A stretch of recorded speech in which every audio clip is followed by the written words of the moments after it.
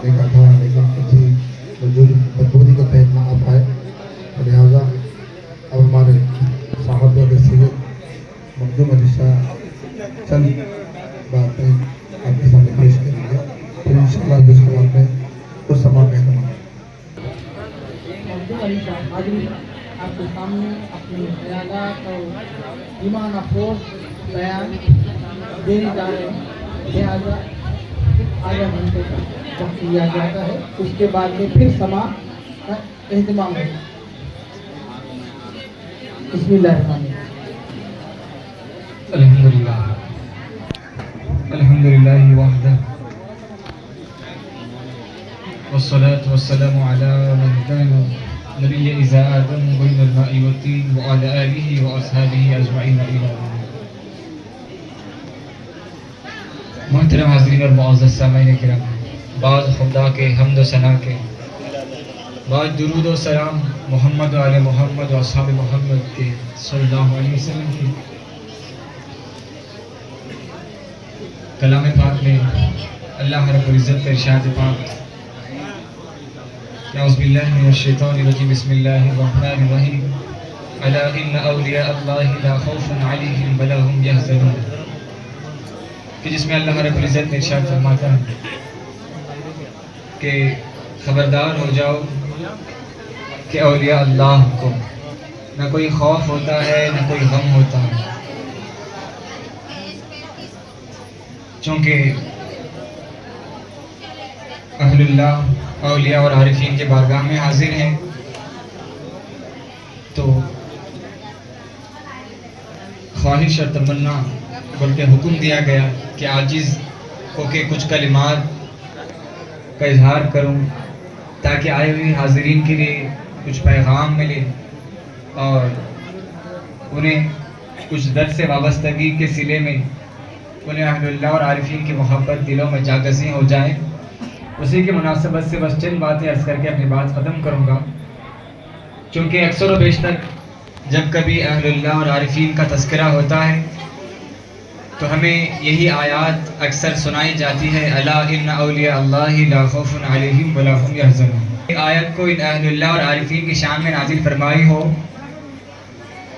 اگر رب ذوالجلال سے تعلق اور وابستگی قائم فرمانے کے بعد اور مقام احدیت کو سمجھنے کے بعد اور مقام رسالت کو سمجھنے کے بعد اور مقام ولایت کو سمجھ کر قرآن پاک کو کھول کر اگر پڑھا جائے تو اللہ رب العزت نے سورہ حمد سے سورہ ناس تک کلیتاً انہی تین موضوع پر قرآن نازل فرمایا ہے کہ کہیں احدیت کی شان کے اپنے رب ذوالجلال، ربوبیت کی شان بیان کرتا ہے کہ وہ کیسا خالق ہے، کہ اس کی خالقیت کی شان کیا ہے، اس کی رحمت کی شان کیا ہے، اس کی قدرت کیا ہے، الغرض ہر شے جو وحدت پر، احدیت پر، اس کی خدا کی خدائی ہونے پر دلالت کرے۔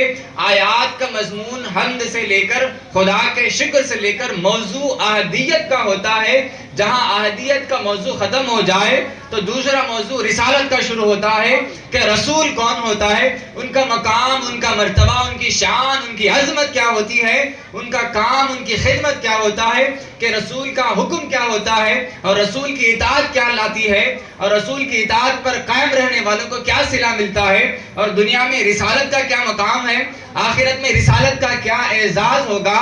الغرض رسالت کے متعلق ہر چیز اللہ رب العزت نے قرآن میں واضح فرما دیا کہ جنہوں نے رسالت کو، رسولوں کو، انبیاء کو مانا، ان کے راہ پر قائم رہے، انہیں دنیا میں کیا صلہ ملتا ہے اور پھر آخرت میں کیا صلہ ملتا ہے۔ ہر شے رسالت کے متعلق اللہ نے احدیت کے بعد رسالت کو سمجھایا۔ دوسرا موضوع کے بعد اللہ نے قرآن پاک میں جس موضوع کا انتخاب اور تخصیص کے ساتھ اور تفصیل سے بات کی ہے وہ ولایت کا مضمون ہے۔ ایسا نہیں ہے کہ ولایت کے مضمون پر کسی ایک آیت کو نازل فرمایا ہو۔ اگر قرآن کو کھول کر دیکھا جائے تو رب ذوالجلال نے قرآن پاک کے آغاز میں جو ہر بندے کو، ہر مسلمان کو یاد ہوتا ہے سورہ فاتحہ۔ اگر سورہ فاتحہ کو ہی لے لیا جائے تو رب ذوالجلال نے سورہ فاتحہ میں بھی اہل اللہ اور عارفین کا تذکرہ سناتا ہے، اور پڑھنے والے اور سمجھ اور عقل رکھنے والے حضرات کے لیے اس میں بھی اللہ رب العزت نے اشارہ مضمر رکھا ہے، چھپا رکھا ہے۔ وہ کیسے ہے؟ ہر بندہ، ہر مسلمان نماز کے لیے اللہ رب العزت کے بارگاہ میں جب کھڑا ہو جاتا ہے تو کلام کا آغاز کیا کرتا ہے؟ رب ذوالجلال کے حمد سے شروع کرتا ہے، الحمدللہ رب العالمین کہ احدیت کے مضمون کو اقرار کرتا ہے۔ رب ذوالجلال میں تیرے واحد ہونے پر، تیرے ایک ہونے پر، تیری شان اور عظمت کے مطابق تیری حمد بیان کرتا ہوں، الحمدللہ رب العالمین۔ جب حمد کا آغاز ہوتا ہے کلام کا، پھر اس کی شان عظمت کے مطابق اس کے صفات کا اظہار ہوتا ہے، الحمدللہ رب العالمین الرحمن الرحیم، کہ اس کی شان کیا ہے؟ وہ رحمان ہے، وہ رحیم ہے، اس رحمان کی شان کا اظہار کرتا ہے، اس کی رحیم کا شان کا اظہار کرتا ہے۔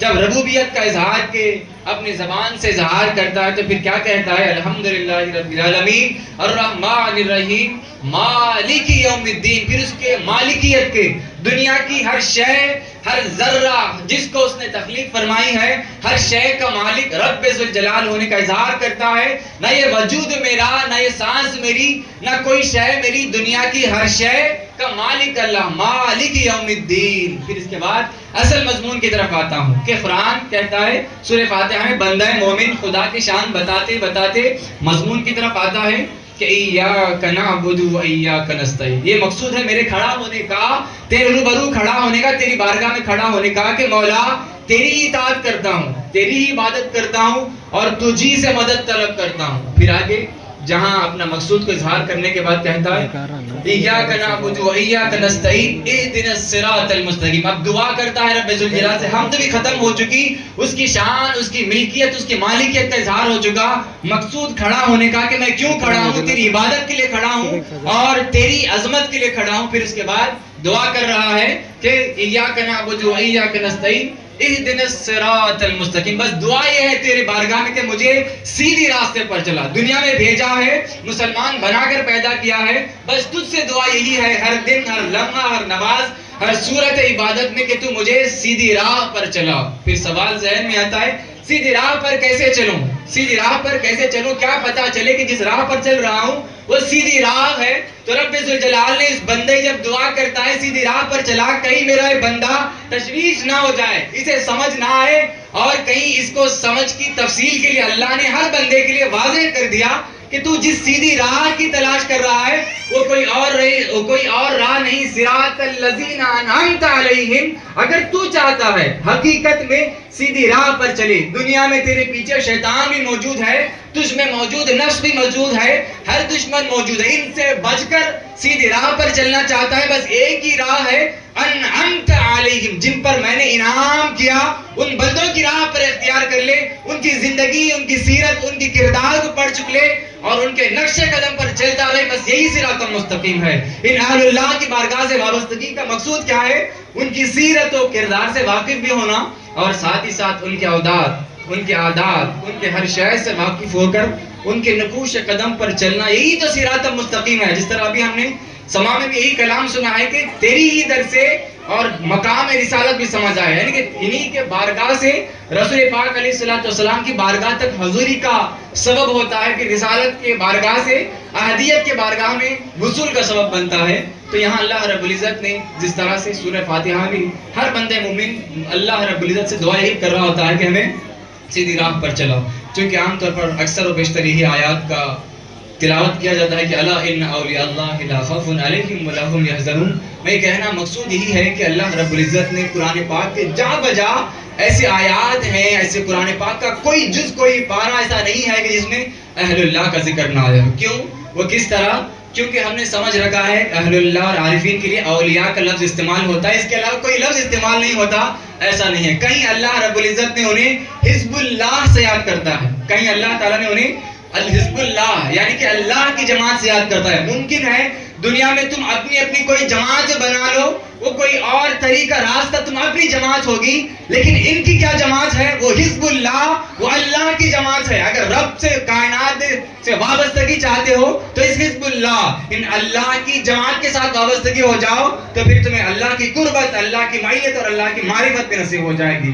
تو کہیں اللہ رب العزت انہیں حزب اللہ کے ساتھ، نعرے رسالت، علماء اہل سنت، تو کہیں اللہ رب العزت انہیں حزب اللہ، تو کہیں اولیاء اللہ سے یاد کرتا ہے، پھر کہیں اللہ تبارک و تعالیٰ انہیں ان اللہ یحب المتوکلین، اللہ تعالیٰ خوب توکل رکھنے والے بندوں سے محبت کرتا ہے۔ ایک ہے کہ دعویٰ کرے کوئی یا اپنی زبان سے کہے کہ میں خدا سے محبت کرتا ہوں. ممکن ہے کہ اس مجلس میں جتنے حضرات بیٹھے ہیں وہ زبان سے آسانی سے دعویٰ کرے کہ میں بھی خدا سے محبت کرتا ہوں. یہ کمال نہیں کہ کوئی یہ بندہ یہ ظاہر کرے کہ میں خدا سے محبت کرتا ہوں. کمال تو تب ہے کہ رب رب ہو کر کہے کہ میں فلاں بندے سے محبت کرتا ہوں. تو قرآن میں رب فرماتا ہے کہ میں مجھ پر توکل رکھنے والے ان بندوں سے محبت کرتا ہوں. وہ رب کائنات ہو کر کہتا ہے گرچہ کہ تمام بندے اسی کے ہیں, تمام مخلوق اسی کی ہے, لیکن وہ چن چن کر کہتا ہے کہ میں ان مخصوص بندے جو مجھ پر توکل رکھتے ہیں, میری ذات سے وابستگی رکھتے ہیں, میں ان سے محبت کرتا ہوں. خدا کہے کہ میں ان سے محبت کروں اور بندہ کہے کہ ان سے محبت نہ کرے, یہ کیسے وابستگی ہے, کیسے دین و علم ہوگا؟ دین کی حقیقت یہی ہے کہ بندہ سمجھے کہ اہل اللہ کو اللہ تعالیٰ نے کن کن اصناف کے ساتھ, کن کن ناموں کے ساتھ یاد کیا. کہیں اللہ تعالیٰ نے کہیں ذکر کرتا ان اللہ یحب المحسنین, اللہ تعالیٰ احسان کرنے والے, اللہ کی مخلوق پر احسان کرنے والوں سے محبت کرتا ہے. یہاں بھی وہی کہتا ہے, وہ رب ہو کر اظہار کرتا ہے اپنی محبت کا کہ میں احسان کرنے والے مخلوق کے ساتھ, احسان کرنے والے بندوں سے محبت کرتا ہوں. احسان کیا ہے مخلوق کے ساتھ؟ کہ جو کوئی آپ کے کسی بندے کے در سے آئے, دعا کے لیے آئے, کسی اور غرض سے آئے, کسی حاجت کے غرض سے آئے, کوئی مرض میں مبتلا ہو کر آئے یا کسی ہزار قسم کے حوائج لے کر آئے, تو بندہ مومن جس کو اللہ تعالیٰ نے اپنی قربت عطا فرمائی ہو, اپنی محبت عطا فرمائی ہو, جنہیں اعزاز عطا فرمائی ہو, کہ وہ ہاتھ اٹھا کر دعا کرتا رہے اور مخلوق کی حاجت روائی کرتا رہے, مخلوق کی خدمت کرتا رہے, مخلوق پر احسان کرتا رہے, ان مخلوق پر احسان کرنے والوں کو کہتا ہے ان اللہ یحب المحسنین, ایسے احسان کرنے والے بندوں سے محبت کرتا ہوں. اگر دیکھا جائے حضرت معصوم بابا رحمۃ اللہ علیہ کی سیرت میں ان کا احسان کا طریقہ دیکھیں, جن کو اللہ رب العزت نے کم و بیش 100 سال کی عمر عطا فرمائی, کم و بیش 100 سال کی عمر عطا فرمائی, ان کی آدھی زندگی رب ذوالجلال سے وابستگی, اس کی ذات کے ساتھ قربت اور اس کی محبت, اس کی زہد و ورع کے ساتھ گزرتی رہی, اور باقی آدھی زندگی اس کے مخلوق کے ساتھ احسان کرنے میں گزرتی رہی. کہ کہیں کوئی آیا کسی حاجت کے ساتھ اس کی حاجت روائی کرتے گزرے, کہیں مولائے کائنات مشکل کشائی کی شکل و صورت بن کر لوگوں کی مشکل کشائی کرتے نظر آتے ہیں. یہ وہ بندے ہیں جن سے رب ذوالجلال محبت کرتا ہے اور کہتا ہے کہ میں ان جیسے احسان کرنے والوں سے محبت کرتا ہوں, ان جیسے توکل رکھنے والوں سے محبت کرتا ہوں. تو کہیں کہتا ہے ان جیسے توکل اور ان جیسے صبر کرنے والوں سے محبت کرتا ہوں, ان اللہ یحب الصابرین. اگر جہاں کہیں اللہ تعالیٰ نے کمال درجے کے ایمان والوں کا ذکر کیا ہے, ان میں سب سے پہلا خطاب ہی اولیاء اللہ ہوتے ہیں. کیوں؟ کمال درجے کا ایمان تو انہی امت میں اللہ تعالیٰ نے انہی کو نوازا ہے. کمال درجے کا توکل انہی اللہ والوں کو, عارفین کو اللہ رب العزت نے نوازا ہوتا ہے. اور اسی طرح ہر وہ صفت جہاں اللہ رب العزت نے قرآن پاک میں ذکر فرمایا ہے. ایک آیت کی مختصر تفسیر کر کے اپنی بات ختم کروں گا کہ جس طرح اللہ رب العزت نے قرآن پاک میں ارشاد فرمایا کہ عباد الرحمن الذین یمشون علی الارض ہونا واذا خاطبهم الجاہلون قالوا سلاما. یہ مختصر سی آیت ہے, لیکن اللہ رب العزت نے اس آیت میں اس سمندر کو ایک قطرے میں جذب کر کے اللہ نے بیان فرمایا. رب ذوالجلال فرماتا ہے عباد الرحمن, جتنی اس کائنات میں آدم سے لے کر آج تک یا جتنی قیامت تک آئے ہیں, وہ بندہ اللہ کا ہی ہے, رحمان کے ہی بندے ہیں. ایسا نہیں ہے کہ وہ کسی اور کے بندے ہوں. یہ کیا بات ہوئی کہ رب ذوالجلال وہ کہہ رہا ہے کہ عباد الرحمن, میرے رحمان کے بندے کچھ خاص لوگ. اور رب کہہ رہا ہے کہ عباد الرحمن میرے خاص رحمان کے بندے. پھر آگے کہتا ہے ان اہل اللہ کے بارے میں عباد الرحمن الذین یمشون علی الارض ہونا واذا خاطبهم الجاہلون قالوا سلاما. انداز میں دیکھیں, کوئی کہتا ہے اولیاء کا تذکرہ کہاں قرآن میں, تو رب ذوالجلال کہیں ان کے صفات کا, کہیں ان کے ذکر کرنے کا, کہیں ان کے چلنے کا تذکرہ کرتا ہے. حتیٰ کہ جو آیت میں نبی پڑھی ہے عباد الرحمن الذین یمشون علی الارض ہونا, کیا کہتا ہے یہ میرے رحمان کے بندے, یہ رب ذوالجلال رحمان کی خاص صفت, رحمان کے بندے وہ ہیں یمشون علی الارض, جب وہ زمین پر چلتے ہیں. ہونم وَإِذَا خَاطَبَهُمُ الْجَاهِلُونَ قَالُوا سَلَامًا. ان کے چال چلن کا اللہ رب العزت ذکر کر رہا ہوتا ہے. اتنی نرمی اور آہستگی کے ساتھ چلتے ہیں. ان کے چلنے میں بھی اللہ رب العزت نے یہ ترحم ہوتا ہے, یہ رحم ہوتا ہے کہ زمین پر زور کے ساتھ نہیں چلتے, بلکہ اپنی زور زمین پر رگڑ کر نہیں چلتے. ان کا چلنا اتنی نرمی کے ساتھ ہوتا ہے. یہ بتانا کیا چاہتا ہے, ان کی زندگی کا ہر شے, ہر شعبہ, ہر عمل اتنا نرمی سے ہوتا ہے. اگر وہ چل بھی لیں تو زمین پر اس انداز سے نرمی کے ساتھ چلتے ہیں کہ وہ کہیں ان کے قدموں کے نیچے آنے والی کوئی شے, کوئی چونٹی کیوں نہ ہو, وہ زخمی نہ ہو جائے. کوئی چونٹی کیوں نہ ہو, زخمی نہ ہو جائے. ان عارفین کا وہ تصور خیال ہوتا ہے. ایسا نہیں ہے کہ یہ افسانہ ہے, یہ حقیقت ہے. کیونکہ حضرت معصومہ رحمۃ اللہ علیہ کے متعلق اکثر میرے والدہ ماجدہ یہی سنایا کرتے ہیں کہ ان کا چال چلن یوں ہوتا کہ جب وہ چلا کرتے اتنی آہستگی کے ساتھ کہ ابھی پیر زمین پر لگا نہ ہو کہ پیر زمین سے اٹھتا ہے, اور پھر اتنے فاصلے کے ساتھ اس تیز رفتاری کے ساتھ کہ چلنے والے ان کے پیچھے دوڑنا پڑے, اس تیز رفتاری کے ساتھ اور اتنی آہستگی کے ساتھ, نرمی کے ساتھ, کہ ایسا محسوس ہوتا ہو کہ گویا اگر ان کے تلووں کے نیچے کوئی چونٹی گزر بھی جائے تو وہ اس کو تکلیف اور نقصان نہ پہنچے. اور ایسا بھی نہیں ہے کہ یہ عارفین کا ہی مرتبہ ہو, یہ عارفین کے لیے خاص ہو. بلکہ ایک واقعہ اس کر کے اپنی بات ختم کروں گا.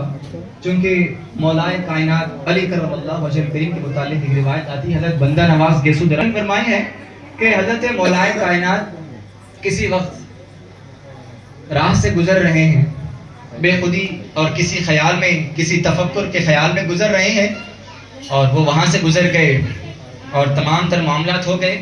لیکن اللہ رب العزت کی بارگاہ سے اشارہ اور وحی تن اللہ رب العزت کی بارگاہ سے رسول پاک صلی اللہ علیہ وسلم کی بارگاہ میں وحی کے ذریعے خبر دی جاتی ہے, اور رسول پاک صلی اللہ علیہ وسلم دوسرے دن مولائے کائنات کو اپنی بارگاہ میں طلب کرتے ہیں کہ بلایا جائے. اور حضور پاک صلی اللہ علیہ وسلم بیٹھے ہیں, مولائے کائنات بیٹھے ہیں, اور حضور پاک صلی اللہ علیہ وسلم کے چہرے پر کچھ ناراضگی کا اظہار ہے.